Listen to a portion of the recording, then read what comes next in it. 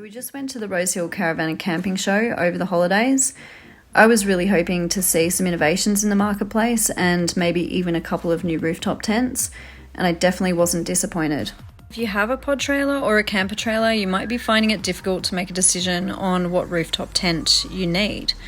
And currently 23ZERO is leading the way with innovation in Australia. They've just produced a tent that goes up against the iCamper 3.0. So let's have a look. Currently there's two hardshell rooftop options. The 23ZERO Sabre, which is 13-10mm width internally and between 88 and 99 kilograms in weight, depending on which mattress you choose. They've also just released the Yowie ABS here, which is 1500mm in width and 80 kilograms in weight. But other than the iCamper 4X, there really hasn't been a family option for a hardshell rooftop tent. So this is really exciting that 23ZERO is about to launch theirs. There is two softshell options that I would recommend, the 23ZERO Dakota 2200 and the Darchi Highview 2200. So there are two other hardshell rooftop tent options for families that you might be looking at. The first is the OZTENT King 2.1 version. If you have a look at my videos with the iCamper, we can only just comfortably fit the three of us, and the OZTENT's mattress is 1880mm wide as opposed to 1960 with the iCamper. The other tent is the Armadillo by Bushbuck, a New Zealand company, and we had this imported. But when it arrived, the specs that they state on their website here, and they're still on there, are completely incorrect. It says it sleeps 3 adults, and these are the dimensions given on the website, 210 by 1.9. The actual measurements of the mattress that James took when the tent arrived was 1770mm across at the widest point and 1660mm across at the narrowest point, which is the foot end. Unfortunately, also here you can see that the welds on the lid were not great. And to their credit, Bushbuck did refund us immediately, but it's disappointing to see that those measurements haven't changed on their website. So when we came across the 23ZERO stand at the show, I was really surprised to see a brand new rooftop tent, the Panther. Like the Bushbuck Armadillo, it has an aluminium lid with what appears to be a rail system, so hopefully items like solar panels can be mounted in the future. This is the 1600 model on display, but they'll also be releasing a 2000 model which goes up against the iCamper 3.0 in size. I'll take you through a couple of the specs that the guys gave me. So in the 2000, the mattress width will be 1950, only 1 centimetre shy of the iCamper, which is impressive. The price is also fantastic at $4,000, so that's a big difference to over $6,000 for the iCamper. The Fly is 3000mm waterhead rating, so really waterproof.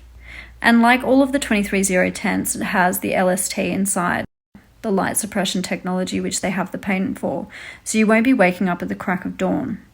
Walking around this tent, I thought the build quality was excellent. I couldn't even see the welds on the lid. And the fabric is a little different to the iCamper, so it's lighter, which means it probably will dry a little faster, as you can see. It's a really nice looking tent, and when you get up inside it, the mattress is very similar to the iCamper. It's quilted, and the whole tent will weigh in at 90 kilograms, compared to the iCamper at 70, but that'll be due to the metal lid. So it launches on the website in 2 weeks' time, and will be ready for ordering between 3 and 4 weeks. And the Panther 1600 shown in this video is $3,299. Then we headed over to the OZTENT stand and discovered that they're releasing 2 new products in September via Anaconda, the AT-4 and AT-6 Airtents. So OZTENT are of course well known for their 30-second RV touring tents, but this is a whole new direction for them. The AT-4 would be a great alternative to a rooftop tent, or perhaps as an addition. It could be used as an extra space for the kids, somewhere to stow gear, and also as a change room. Air poles, also known as air beams or inflatable tents, have now been around for a while and they're gaining in popularity. The poles are made from thermoplastic polyurethane or TPU, and they're encased in a tough fabric sleeve to hold their shape. A manual pump is usually provided, and generally 7 psi is recommended in warm weather and up to 9 psi in cold weather, due to the expansion and contraction of air inside the tubes. Some pumps will now even come with a pressure release valve to reduce human error. However, unfortunately, we've experienced 3 separate failures with airpole tents over the last couple of years. Back in 2018, there weren't many options available locally, and so I imported a 4-person Vango Santo tent from the UK.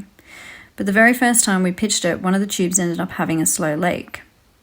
Then we purchased a Zempire Jetset 10 Series 1 tent, but you can see here in the video that one of the beams was bent, and so I also had to return it. Around that time, I discovered via an online review that the entire Series 1 batch was possibly compromised. So when Zempire launched Series 2, I was hoping that the quality control had improved, and went and bought a smaller Jetset 5 tent to test. But on first use, one of the beams actually tore through the outer casing.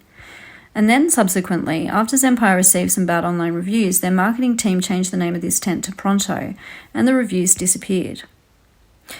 While walking around the Caravan show, we saw another new inflatable tent on display too, the Dometic Stradbroke, but disappointingly it had a partly deflated pole. This could have possibly been from not screwing the valve cap closed. Saying all that, I'm still a big fan of this technology due to the strength to weight ratio and ease and speed of setup, so we're watching closely when OZTENT launches these 2 tents.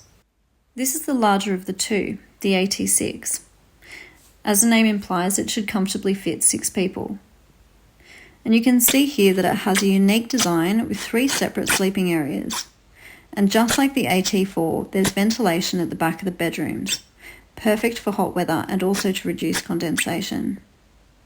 The tub floor's waterhead rating is 10,000mm and the fly screens are all no-seam mesh. The overall external dimensions though are quite large, so you would definitely need a big site to accommodate this tent. That generous indoor space for wet weather and the covered annex at the front make it a potentially good all-weather family option, especially if you didn't want to go a rooftop tent with separate swags or a ground tent for the kids.